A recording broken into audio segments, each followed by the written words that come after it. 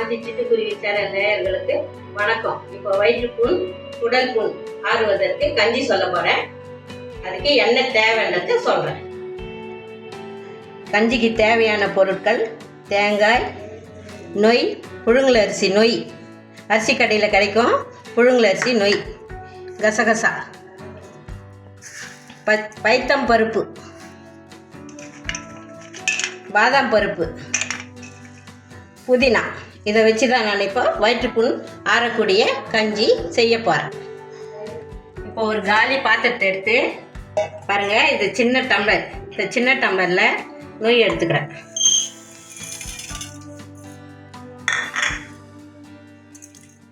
பாருங்க, சின்ன டம்ளர் நொய்.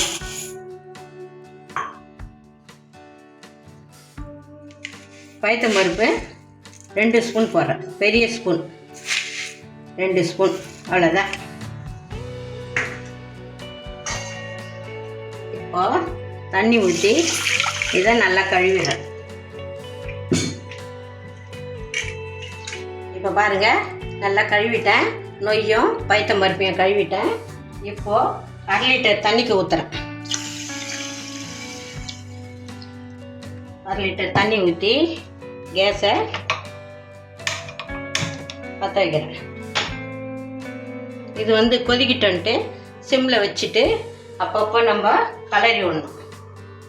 ஏன்னா அடி பிடிச்சிக்கும். அதனால் இப்படி கலரி விடணும். கொச்ச பிற்பாடு கலரி விடணும். கொதிக்கிட்டோம்.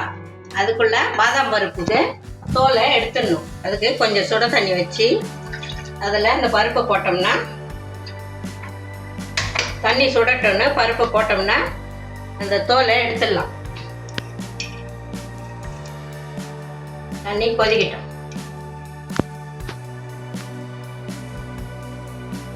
தண்ணி கொதிக்குது. இப்போ பாதாம் பருப்பு 8 பருப்பு போடுறேன். போட்டுட்டு கேஸை ஆஃப் பண்ணிடுறேன். இது கொஞ்ச நேரம் பொறுத்து ஆறட்டோன்னு தோல் எடுத்துடலாம். கொதிக்குது, கஞ்சி கொதிக்குது, பைத்தம் பருப்பு நொய் கொதிக்குது. நல்லா வேகட்டும். நான் சிம்மில் வச்சுட்டேன். இது மொள்ள வேகட்டும், நல்லா வேகணும். பாதாம் பருப்பையும் சுட தண்ணியில் போட்டு வச்சுருக்கேன். இது ஆறட்டுன்னு தோலை எடுத்துட்டு நான் அதை சொல்கிறேன்.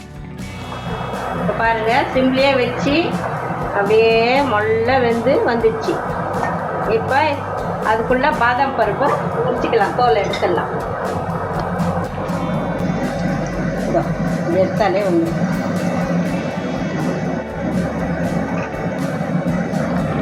எட்டு பருப்பு போட்டிருக்கேன், பாதாம் பருப்பு.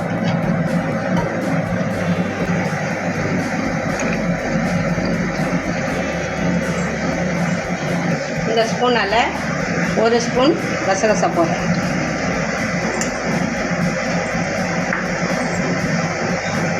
இது பெரிய ஸ்பூனில் 1 ஸ்பூன் கசகசா. இது 100 கிராமு, கொஞ்சம் அதிகம் டம்ளர். இது 125 கிராம் நொய். இது இதில் 2 ஸ்பூனு பைத்தம் பருப்பு போட்டிருக்கேன்.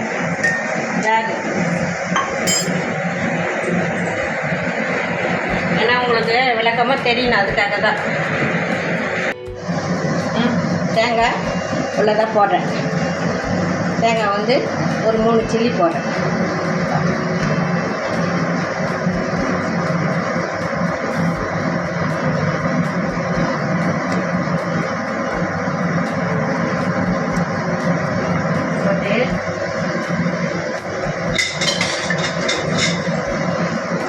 தண்ணி கொஞ்சம் ஊற்றி அரைச்சிக்கலாம்.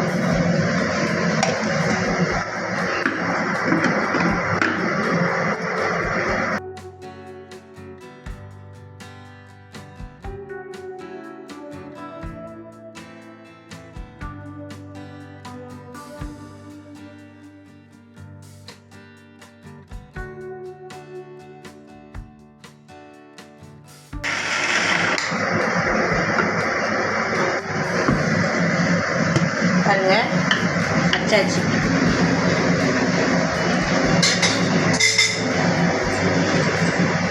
அச்ச தேங்காயை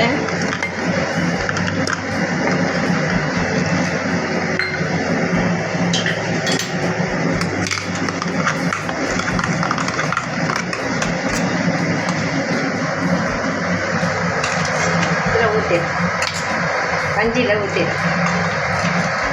தேங்காய், கசகசா, பாதாம் பருப்பு ஊற்றி வச்சு சிம்லேயே இருக்கட்டும்.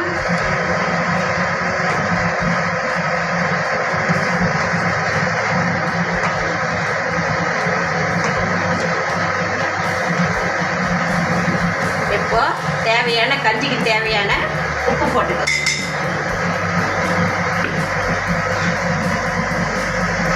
பாருங்கள், கஞ்சிக்கு தேவையான உப்பு ஒரு அரை ஸ்பூன், பெரிய ஸ்பூனில் அரை ஸ்பூன் போட்டுக்கலாம். உங்களுக்கு தேவைன்னா கூட்டியோ குறைச்சியோ போட்டுக்கலாம்.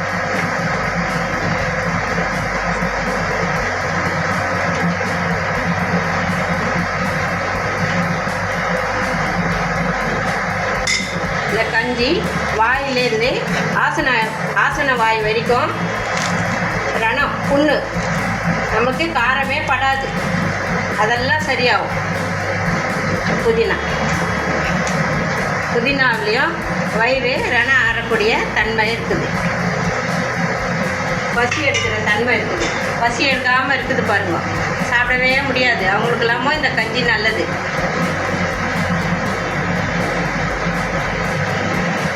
ஜுரம் அடித்து சாப்பாடே பிடிக்காது, அவங்க கூட இந்த கஞ்சி சாப்பிட்டாங்கன்னா உடம்பு தேரும். இந்த கஞ்சி சாப்பிட ஆரம்பித்தாங்கன்னா வயிறு வேணா படிப்படியாக ஆறிடும். அப்புறம் எல்லா உணவும் சாப்பிட்லாம். நம்ம காரமே சாப்பிட முடியாது, ஏக்கமாக இருக்கும். ஐயோ நம்மளுக்கு காரம் சாப்பிட முடியலையே அப்படின்ட்டு ஏக்கமாக இருக்கும்.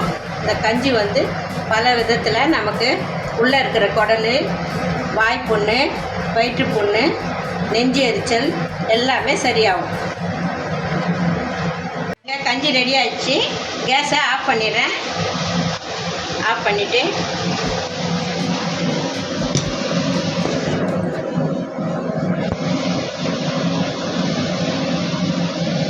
கஞ்சி ரெடி ஆகிடுச்சு.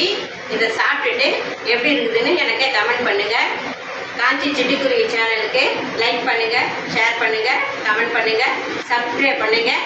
நன்றி.